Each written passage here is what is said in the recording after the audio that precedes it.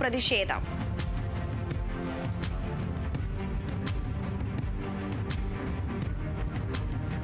കർണാടകയിൽ മുക്കുപണ്ടങ്ങൾ പണയപ്പെടുത്തി ധനകാര്യ സ്ഥാപനങ്ങളിൽ നിന്നും പണം തട്ടുന്ന മലയാളി സംഘം അറസ്റ്റിൽ. മടിക്കേരി വിരാജ്പേട്ട് ഭാഗമണ്ഡലം പോലീസ് നടത്തിയ പരിശോധനയിലാണ് പ്രതികൾ പിടിയിലായത്. ഇവരിൽ നിന്നും 625 ഗ്രാം മുക്കുപണ്ടം പിടികൂടി. ജാർഖണ്ഡ് മുഖ്യമന്ത്രി ഹേമന്ത് സോറൻ കേരളത്തിൽ. സോറൻ കാസർഗോഡ് എത്തിയത് അവധിക്കാല വിശ്രമത്തിനായി.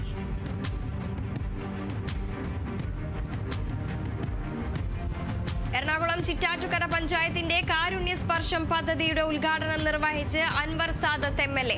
സർവീസ് സഹകരണ ബാങ്ക് മാനേജർ റഷീദ് ലോഗോ പ്രകാശനം നിർവഹിച്ചു.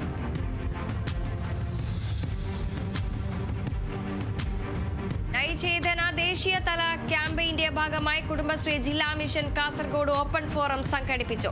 Kasaragod additional SP P Balakrishnan Nair ഉദ്ഘാടനം ചെയ്തു. ക്രിസ്തുമസ് ആഘോഷം സംഘടിപ്പിച്ച് Thrissur Puthenpeedika government LP school. പരിപാടിയുടെ ഉദ്ഘാടനം അന്തിക്കാട് ഗ്രാമപഞ്ചായത്ത് പ്രസിഡന്റ് ജീന നന്ദൻ നിർവഹിച്ചു.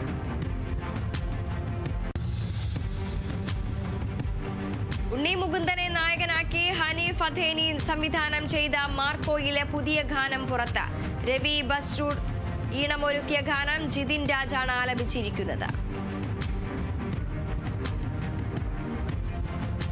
Kerala state FIDE rapid chess ചാമ്പ്യൻഷിപ്പിന് തൃശൂരിൽ തുടക്കം. ചാമ്പ്യൻഷിപ്പിന്റെ ഉദ്ഘാടനം rotary district assistant governor advocate Mohanakumar നിർവഹിച്ചു.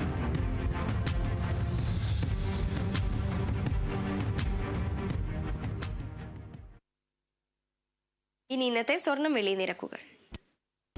കവിത ഗോൾഡൻ ഡയമണ്ട്സ്. ഇന്നത്തെ സ്വർണം വെള്ളി നിരക്കുകൾ നിങ്ങൾക്കായി